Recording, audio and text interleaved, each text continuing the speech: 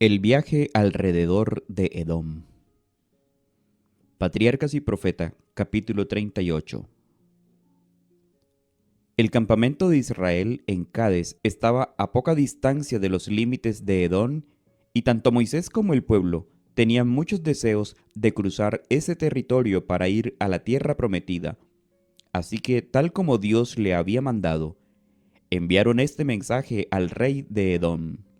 Envió Moisés embajadores al rey de Edom desde Cades, con este mensaje: Así dice Israel, tu hermano, tú has sabido todas las dificultades por las que hemos pasado, cómo nuestros padres descendieron a Egipto, cómo estuvimos en Egipto largo tiempo y cómo los egipcios nos maltrataron a nosotros y a nuestros padres.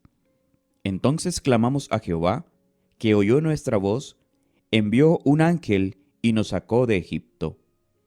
Ahora estamos en Cades, ciudad cercana a tus fronteras. Te rogamos que nos dejes pasar por tu tierra. No pasaremos por los campos de labranza ni por las viñas, ni beberemos agua de los pozos. Por el camino real iremos, sin apartarnos a diestra ni a siniestra, hasta que hayamos atravesado tu territorio.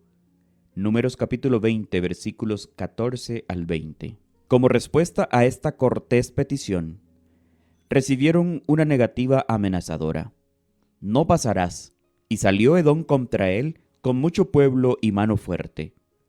Sorprendidos por esta negativa, los jefes de Israel enviaron otra súplica al rey con la promesa: por el camino principal iremos, y si bebemos tus aguas, yo y mis ganados pagaremos su precio.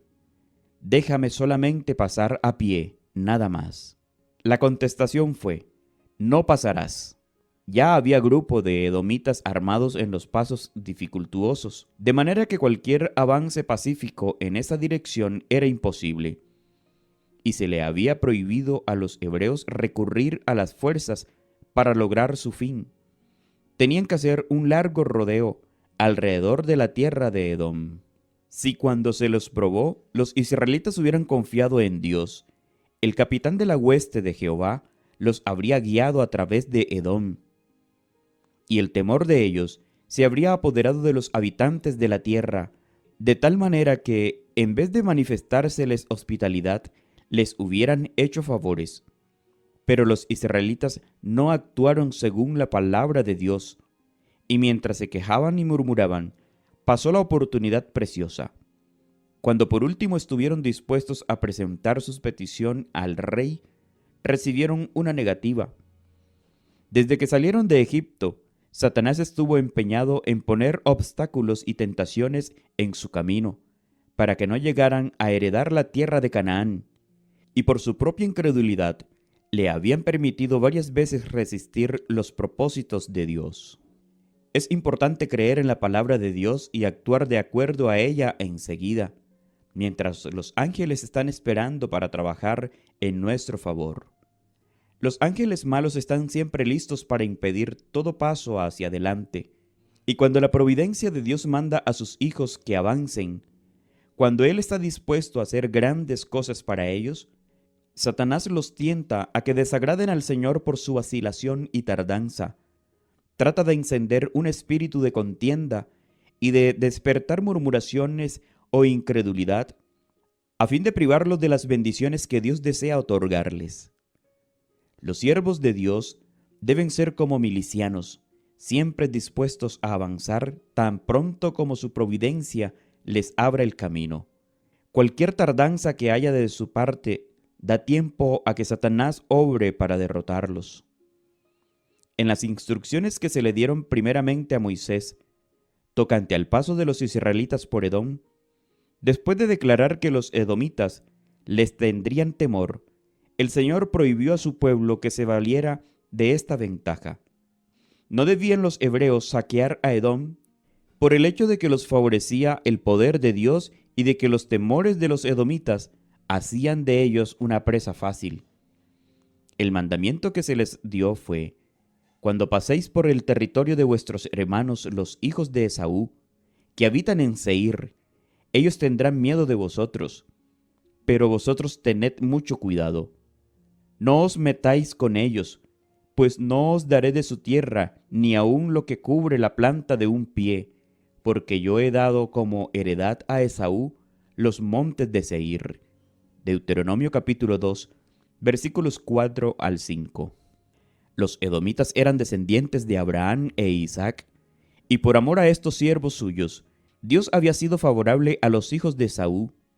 Les había dado el monte de Seir como posesión, y no se los había de perturbar a menos que por sus pecados se colocaran fuera del alcance de su misericordia. Los hebreos habían de poseer y destruir totalmente a los habitantes de Canaán, que habían colmado la medida de sus inquietudes, pero los edomitas vivían todavía su tiempo de gracia, por lo cual debían ser tratados misericordiosamente. Dios se complace en la misericordia y manifiesta su compasión antes de aplicar su juicio. Enseñó a los israelitas a pasar sin hacer daño a Edom, antes de exigirle que destruyeran a los habitantes de Canaán. Los antepasados de Edom y de Israel eran hermanos, y debió reinar entre ellos la bondad y la cortesía fraternal. Se les prohibió a los israelitas que vengaran entonces o en cualquier momento futuro la afrenta que se les había hecho al negarles el paso por la tierra.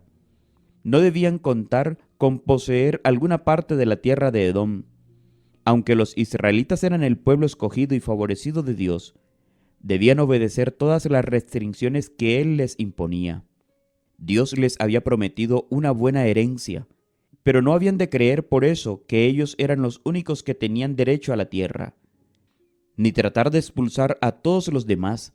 Se les ordenó que al tratar con los edomitas no fueran injustos.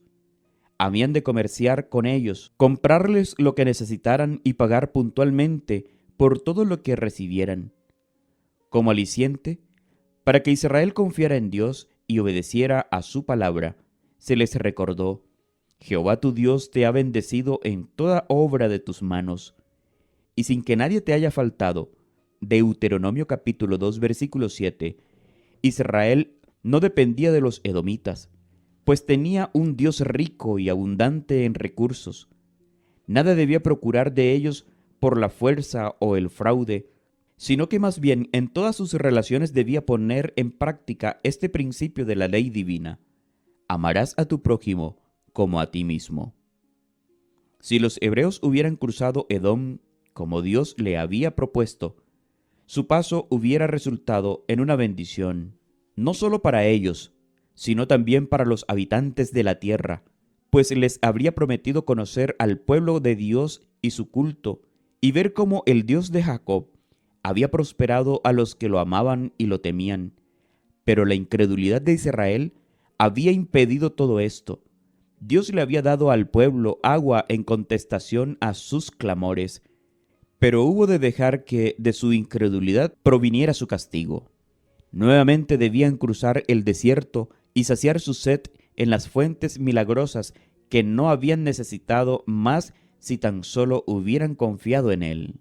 Las huestes de Israel se encaminaron, pues, nuevamente hacia el sur por tierras estériles, que les parecían aún más áridas después de haber obtenido vislumbre de los campos verdes entre las colinas y los valles de Edom. En la tierra que domina este sombrío desierto, se levanta el monte Hor, en cuya cima había de morir y ser sepultado Aarón. Cuando los israelitas llegaron a este monte, recibió Moisés la siguiente orden divina: toma a Aarón y a Eleazar su hijo, y hazlo subir al monte Hor. Desnuda a Aarón de sus vestiduras y viste con ella a Eleazar su hijo, porque Aarón será reunido a su pueblo, y allí morirá. Números capítulo 20, versículos 22 al 29. Juntos los dos ancianos, acompañados del hombre más joven, ascendieron trabajosamente a la cumbre del monte. La cabeza de Moisés y de Aarón estaban ya blancas como la nieve de 120 inviernos. Su vida larga y llena de acontecimientos se habían distinguido por las pruebas más profundas y los mayores honores que jamás le hayan tocado en suerte a ser humano alguno. Eran hombres de gran capacidad natural y todas sus facultades habían sido desarrolladas, exaltadas y dignificadas por su comunión constante con el infinito. Habían dedicado toda su vida a trabajar desinteresadamente para Dios y sus semejantes. Sus semblantes daban evidencia de mucho poder intelectual, firmeza, nobleza de propósitos y fuertes afectos. Durante muchos años, Moisés y Aarón habían caminado juntos, ayudándose mutuamente en sus cuidados y en sus labores. Juntos habían arrostrado innumerables peligros y habían compartido la bendición de Dios, pero ya había llegado la hora en que debían separarse. Marchaban lentamente, pues cada momento que pasaban en su compañía mutua les resultaba sumamente precioso. El ascenso era escarpado y penoso, y durante sus frecuentes paradas para descansar, conversaban en perfecta comunión acerca del pasado y del futuro. Ante ellos, hasta donde se perdía la vista, se extendía el escenario de su peregrinación por el desierto. Abajo en la llanura acampaban los vastos ejércitos de Israel, a la cual estos hombres escogidos habían dedicado la mejor parte de su vida, por cuyo bienestar habían sentido tan profundo interés y habían hecho tan grandes sacrificios. En algún sitio más allá de la montaña de Edom estaba la senda que conducía a la tierra prometida, aquella tierra de cuyas bendiciones Moisés y Aarón no gozarían. Ningún sentimiento rebelde había en su corazón, ninguna murmuración salió de sus labios, aunque una tristeza solemne embargó su semblante cuando recordaron lo que les impedía llegar a la herencia de sus padres. La obra de Aarón en favor de Israel había terminado. 40 años antes, a la edad de 83 años, Dios lo había llamado para que se uniera a Moisés en su grande e importante misión. Había cooperado con su hermano en la obra de sacar a los hijos de Israel de Egipto. Habían sostenido las manos del gran jefe cuando los ejércitos hebreos luchaban denodadamente con Amalec. Se les había permitido ascender al monte Sinaí, aproximarse a la presencia de Dios y contemplar la divina gloria. El Señor había confiado el sacerdocio a la familia de Aarón y lo había honrado con la santa consagración de sumo sacerdote. Lo había mantenido en su santo cargo mediante la pavorosa manifestación del juicio divino en la destrucción de Coré y su grupo. Gracias a la intercesión de Aarón, se detuvo la plaga. Cuando sus 2 hijos fueron muertos por haber desacatado el expreso mandamiento de Dios, él no se rebeló ni siquiera murmuró. No obstante, la foja de servicio de su vida notable había sido manchada. Aarón cometió un grave pecado cuando cedió a los clamores del pueblo e hizo el becerro de oro en el Sinaí. Y otra vez cuando se unió a María en un arrebato de envidia y murmuración contra Moisés. Y junto con Moisés ofendió al Señor en Cades cuando violaron la ordenanza de hablar a la roca para que diera agua. Dios quería que estos grandes caudillos de su pueblo presentaran a Cristo. Aarón llevaba el nombre de Israel en su pecho. Comunicaba al pueblo la voluntad de Dios. Entraba al lugar santísimo el día de la expiación, no sin sangre, como mediador en pro de todo Israel. De esa obra pasaba a bendecir a la congregación, como Cristo vendrá a bendecir a su pueblo que le espera cuando termine la obra expiatoria que está haciendo en su favor. El exaltado carácter de aquel santo cargo como representante de nuestro gran sumo sacerdote fue lo que hizo tan grave el pecado de Aarón en Cades. Con profunda tristeza, Moisés despojó a Aarón de sus santas vestiduras y se las puso a Eleazar, quien llegó a ser así sucesor de su padre por nombramiento divino. A causa del pecado que cometió en Cades, se le negó a Aarón el privilegio de oficiar como sumo sacerdote de Dios en Canaán, de ofrecer el primer sacrificio en la tierra prometida y de consagrar así la herencia de Israel. Dios había de continuar llevando su carga de conducir al pueblo hasta los mismos límites de Canaán. Había de llegar a ver la tierra prometida, pero no había de entrar en ella.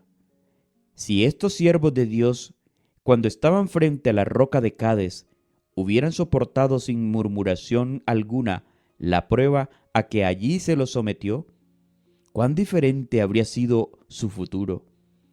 Jamás se puede deshacer una mala acción, pues sucede que el trabajo de toda una vida no recobre lo que se perdió en un solo momento de tentación o aún de negligencia. El hecho de que faltaran del campamento los dos grandes jefes y de que los acompañara Eleazar, quien, como era bien sabido, había de ser el sucesor de Aarón en el santo cargo, despertó un sentimiento de aprehensión y se aguardó con ansiedad el regreso de ellos. Cuando uno miraba en derredor suyo, en aquella enorme congregación, veía que casi todos los adultos que salieron de Egipto habían perecido en el desierto. Un presentimiento tenebroso embargó a todos cuando recordaron la sentencia pronunciada contra Moisés y Aarón. Algunos estaban al tanto del objeto de aquel viaje misterioso a la cima del monte Hor, y su preocupación por sus jefes era intensificada por los amargos recuerdos y las acusaciones que se dirigían a sí mismos. Por fin divisaron la silueta de Moisés y Eleazar, que descendían lentamente por la ladera del monte, pero Aarón no los acompañaba. Eleazar tenía puestas las vestiduras sacerdotales y ello mostraba que había sucedido a su padre en el santo cargo. Cuando el pueblo, con el corazón lleno de tristeza, se congregó alrededor de su jefe, Moisés explicó que Aarón había muerto en sus brazos en el monte Hor y que allá se le había dado sepultura. La congregación prorrumpió en llanto y en lamentación, pues todos amaban de corazón a Aarón, aunque tan a menudo le habían causado dolor. Le hicieron duelo por 30 días todas las familias de Israel. Número capítulo 20, versículo 29. Con respecto al entierro del sumo sacerdote de Israel, las Escrituras relatan sencillamente: allí murió Aarón, y allí fue sepultado. Deuteronomio capítulo 10, versículo 6. ¿Qué contraste tan notable hay en este entierro, llevado a cabo de conformidad al mandamiento expreso de Dios, con los que se acostumbran hoy día? En los tiempos modernos, las exequias de un hombre que ocupó una posición elevada son a menudo motivo de demostración pomposas y extravagantes. Cuando murió Aarón, uno de los hombres más ilustres que alguna vez haya vivido, presenciaron su muerte y asistieron a su entierro solamente 2 de sus parientes más cercanos, y aquella tumba solitaria en la cumbre del Hor quedó vedada para siempre a los ojos de Israel. No se honra a Dios en las grandes demostraciones que se hacen a los muertos y en los gastos extravagantes en que se incurre para devolver sus cuerpos al polvo. Toda la congregación lloró a Aarón, pero nadie pudo sentir la pérdida tan profundamente como Moisés. La muerte de Aarón recordaba a Moisés que su propio fin se aproximaba, pero por corto que fuera el tiempo que aún le tocara permanecer en la tierra, sentía profundamente la pérdida de su constante compañero, del que por tantos largos años había compartido sus gozos y sus tristezas, sus esperanzas y sus temores. Moisés debía ahora continuar la obra solo, pero sabía que Dios era su amigo. Poco tiempo después de dejar el monte Hor, los israelitas sufrieron una derrota en el combate que sostuvieron contra Arad, uno de los reyes cananeos. Pero como pidieron fervientemente la ayuda de Dios, se les otorgó el apoyo divino y sus enemigos fueron derrotados. La victoria, en lugar de inspirarle gratitud e inducirlos a reconocer cuánto dependían de Dios, los volvió jactanciosos y seguros de sí mismos. Pronto se entregaron de nuevo a su viejo hábito de murmurar.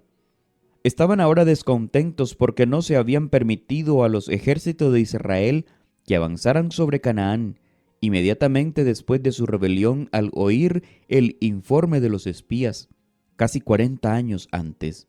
Consideraban su larga estadía en el desierto como una tardanza innecesaria y arguían que habían podido vencer a sus enemigos tan fácilmente como ahora.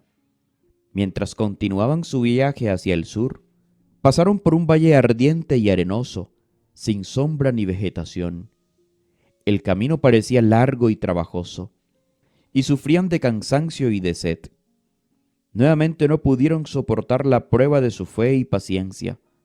Al pensar a todas horas solo en la frase triste y tenebrosa de cuánto experimentaban, se fueron separando más y más de Dios. Perdieron de vista el hecho de que si no hubieran murmurado cuando el agua dejó de fluir en Cades, Dios les había evitado el viaje alrededor de Edom. Dios les deseaba cosas mejores. Debieron haber llenado su corazón de gratitud hacia Él porque les había infligido tan ligero castigo por su pecado. En vez de hacerlo, se jactaron diciendo que si Dios y Moisés no hubiesen intervenido, ahora estarían en posesión de la tierra prometida. Después de acarrearse dificultades que le hicieron la suerte mucho más difícil de lo que Dios se había propuesto, lo culparon a él de todas sus desgracias. Sintieron amargura con respecto al trato de Dios con ellos, y por último, sintieron descontento por todo. Egipto les parecía más halagueño y deseable que la libertad y la tierra a la cual Dios les conducía. Cuando los israelitas daban rienda suelta a su espíritu de descontento, llegaban hasta encontrar faltas en las mismas bendiciones que recibían, y comenzó a hablar contra Dios y contra Moisés. ¿Por qué nos hiciste subir de Egipto, para que muramos en este desierto? Pues no hay pan ni agua, y estamos tan cansados de este pan tan liviano. Números capítulo 21, versículo 5. Moisés indicó fielmente al pueblo la magnitud de su pecado. Era únicamente el poder de Dios lo que les había conservado la vida en el desierto, grande y espantoso, lleno de serpientes venenosas y de escorpiones. Deuteronomio capítulo 8, versículo 15. Cada día de su peregrinación habían sido guardados por un milagro de la divina misericordia. En toda la ruta en que Dios los había conducido, habían encontrado agua para los sedientos, pan del cielo que les mitigara el hambre, y paz y seguridad bajo la sombra de la nube de día y el resplandor de la columna de fuego de noche. Los ángeles les habían asistido mientras subían las alturas rocosas o transitaban por los ásperos senderos del desierto. No obstante, las penurias que habían soportado, no había una sola persona enferma en todas sus filas. Los pies no se les había hinchado en su largo viaje, ni sus ropas habían envejecido. Dios había subyugado y dominado ante su paso las fieras y los reptiles venenosos del bosque y del desierto.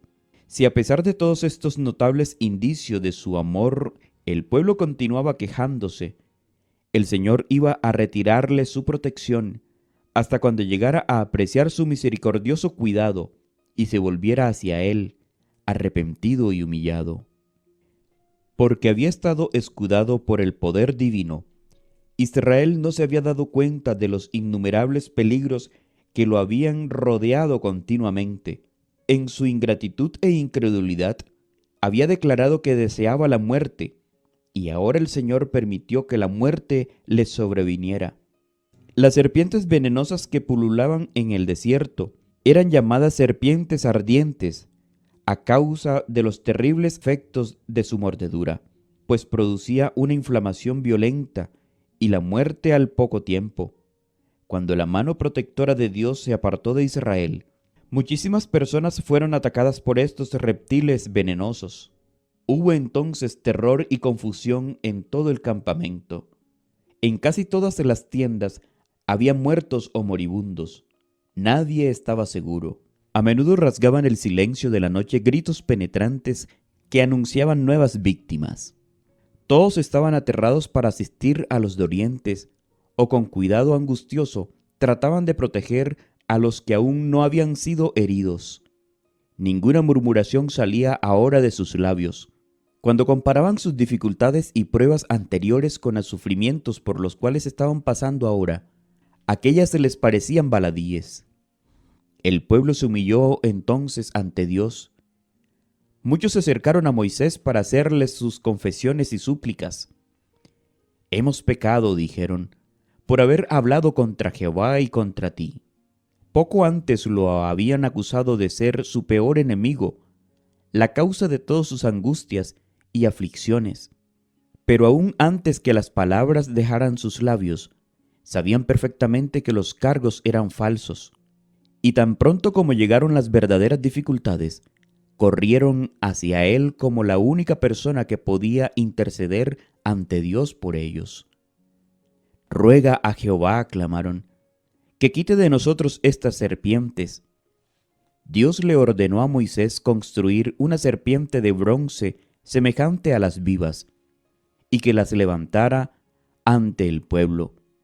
Todos los que habían sido picados debían mirarla y encontrarían alivio. Hizo lo que se les había mandado. Y por todo el campamento cundió la grata noticia de que todos los que habían sido mordidos podían mirar la serpiente de bronce y vivir. Muchos habían muerto ya. Y cuando Moisés hizo levantar la serpiente en un poste, hubo quienes se negaron a creer que con solo mirar aquella imagen metálica se iban a curar. Estos perecieron en la incredulidad. No obstante, hubo muchos que tuvieron fe en lo provisto por Dios. Padres, madres, hermanos y hermanas se dedicaban afanosamente a ayudar a sus deudos dolientes y moribundos a fijar los ojos lánguidos en la serpiente. Si ellos, aunque desfallecientes y moribundos, podían mirarla una vez, se restablecían por completo. La gente sabía perfectamente que en aquella serpiente de bronce no había poder alguno para ocasionar un cambio tal en los que la miraban. El poder curativo venía únicamente de Dios. En su sabiduría eligió esta manera de manifestar su poder. Mediante este procedimiento sencillo, se le hizo comprender al pueblo que esta calamidad la había sobrecogido como consecuencia directa de sus pecados. También se le aseguró que mientras obedecieran a Dios, no tenían motivo de temor, pues Él los reservaría de todo mal. El levantamiento de la serpiente de bronce tenía por objeto enseñar una lección importante a los israelitas.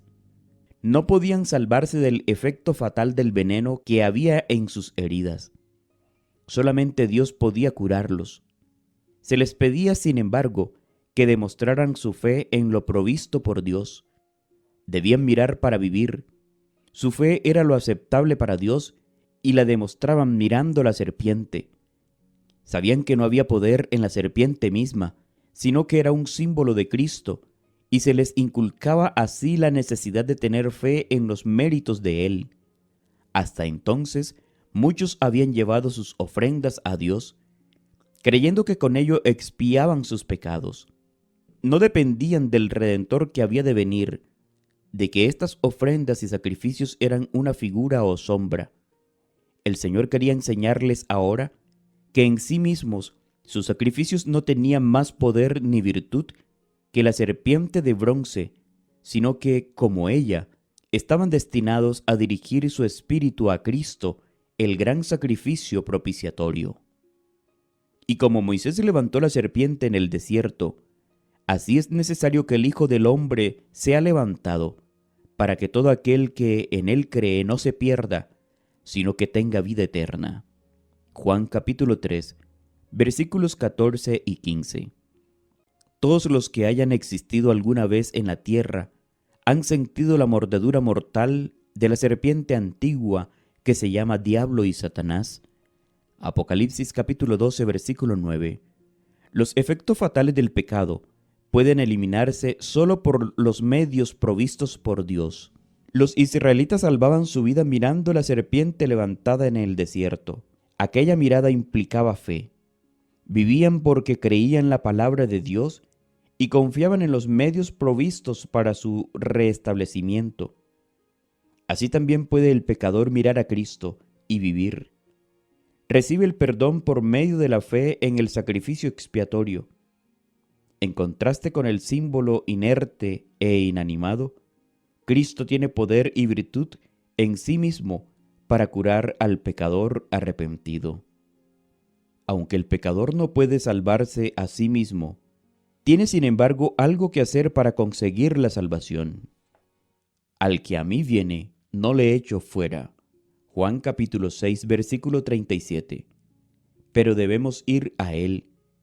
Y cuando nos arrepentimos de nuestros pecados, debemos creer que nos acepta y nos perdona. La fe es el don de Dios, pero el poder para ejercitarla es nuestro. La fe es la mano de la cual se vale el alma para asir los ofrecimientos divinos de gracia y misericordia. Nada excepto la justicia de Cristo puede hacernos merecedores de una sola de las bendiciones del pacto de la gracia. Muchos son los que durante largo plazo han deseado obtener estas bendiciones, pero no las han recibido, porque han creído que podían hacer algo para hacerse dignos de ellas. No apartaron la mirada de sí mismos, ni creyeron que Jesús es un Salvador absoluto. No debemos pensar que nuestros propios méritos nos han de salvar. Cristo es nuestra única esperanza de salvación. En ningún otro hay salvación, porque no hay otro nombre bajo el cielo dado a los hombres en que podamos ser salvos. Hechos capítulo 4, versículo 12. Cuando confiamos plenamente en Dios, cuando dependemos de los méritos de Jesús como Salvador que perdona los pecados, recibimos toda la ayuda que podemos desear. Nadie mire a sí mismo como si tuviera poder para salvarse. Precisamente porque no podíamos salvarnos, Jesús murió por nosotros. En Él se cifra nuestra esperanza, nuestra justificación y nuestra justicia. Cuando vemos nuestra naturaleza pecaminosa, no debemos abatirnos ni temer que no tenemos Salvador, ni dudar de la misericordia hacia nosotros. En ese mismo momento, nos invita a ir a Él con nuestra debilidad y ser salvos. Muchos de los israelitas no vieron ayuda en el remedio que el cielo había designado. Por todas partes, los rodeaban los muertos y moribundos, y sabían que sin la ayuda divina, su propia suerte estaba sellada. Pero continuaban lamentándose y quejándose de sus heridas, de sus dolores, de su muerte segura, hasta que sus fuerzas se agotaron, hasta que los ojos se les pusieron vidriosos, cuando podían haber sido curados instantáneamente. Si conocemos nuestras necesidades, no debemos dedicar todas nuestras fuerzas a lamentarnos acerca de ellas. Aunque nos demos cuenta de nuestra condición impotente sin Cristo, no debemos ceder al desaliento, sino depender de los méritos del Salvador crucificado y resucitado. Miremos y viviremos. Jesús ha empeñado su palabra, salvará a todos los que acudan a Él, aunque muchos millones de los que necesitan curación rechazarán la misericordia que les ofrece. A ninguno de los que confían en sus méritos los dejará perecer. Muchos no quieren aceptar a Cristo antes que todo el misterio del plan de la redención les resulte claro. Se niegan a mirar con fe, a pesar de que ven que miles han mirado a la cruz de Cristo y sentido la eficacia de esa mirada. Muchos andan errantes por los intrincados laberintos de la filosofía, en busca de razones y evidencias que jamás encontrarán, mientras que rechazan la evidencia que Dios ha tenido a bien darles. Se niegan a caminar en la luz del sol de justicia, hasta que se les explique la razón de su resplandor. Todos los que insistan en seguir este camino dejarán de llegar al conocimiento de la verdad. Jamás eliminará Dios todos los motivos de duda. Da suficiente evidencia en qué basar la fe. Y si esta evidencia no se acepta, la mente es dejada en tinieblas. Si los que eran mordidos por la serpiente se hubieran detenido a dudar y deliberar antes de consentir en mirar, habrían perecido. Es nuestro deber primordial mirar, y la mirada de la fe nos dará vida.